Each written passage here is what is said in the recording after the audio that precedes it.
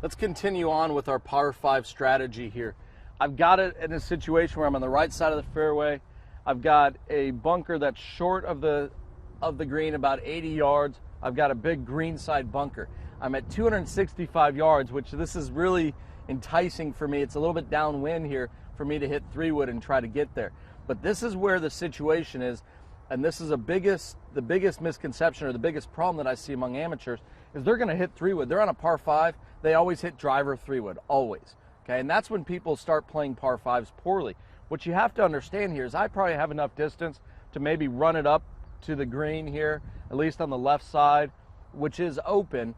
But what I can do here, and if you're a player at home that when they play well, you might shoot hypothetically, let me throw out a number of 80, and when you don't play well, you shoot 90, where there's a big 10-stroke differential. You notice most tour players don't do that, and the reason is because their course management.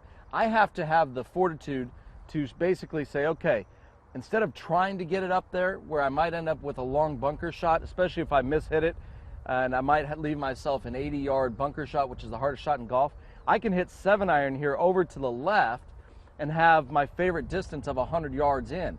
The great thing about leaving myself 100 yards in on this shot is I could take that bunker of 80 yards out of play. So even if I mishit the 7-iron anywhere, really left to right, the fairway becomes huge. I can really set myself up to attack this pin, this par 5, which a par 5, the greens are usually a little bit trickier because they're made for shorter irons, and it really discourages the long clubs coming into it. So now that I've done that, one problem that I see with people when they're laying up, and this is something I want you to understand, is they just aim at a big target. Well, if you aim big, you miss big. So we want to aim small. I'm going to pick a small tree out here. And the other thing I see with people when they're playing and they're laying up is they really lose focus. So what I'm going to do here is I'm going to hit a knockdown shot. A knockdown shot is basically just moving the ball back in your stance, putting your weight and hands forward and finishing low. The reason I like to do that is if the ball flight comes down, it doesn't have that much time to get offline. So the lower it goes, it stays on line more. Plus, I'm going to be doing something with this ball, which requires me to focus. So I'm basically, like I said, I'm laying up to a distance that I want that is my favorite distance. I can attack the pin.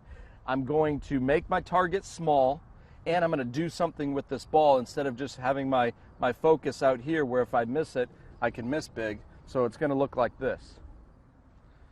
And pay attention to my finish here, and you'll be able to see how I'm hitting a knockdown. So the ball's back, hands and weight are forward.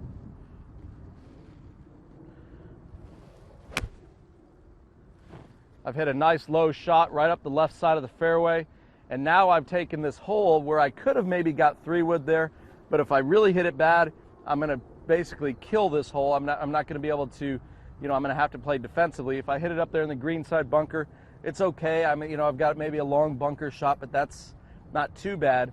But from 100 yards here, shooting right back into the pin, I know I can attack this, and I know I can hit it within 10 feet pretty much every time. So understanding par 5 strategy, understanding what to do in a layup, and knowing the angles on the course can really help you shoot lower scores, especially when you're not hitting it well. Let me reemphasize that. When players are hitting it well, and I'm playing a good round, I'm going to hit it on the green and be okay.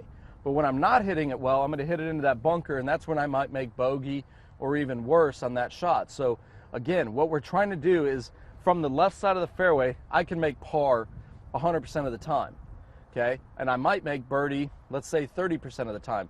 So my high scores have come down, and I'm still going to be able to make birdie, which is what I want to do. So use that strategy and really start to be able to play par 5s better. And when you do that, your scores will get much lower.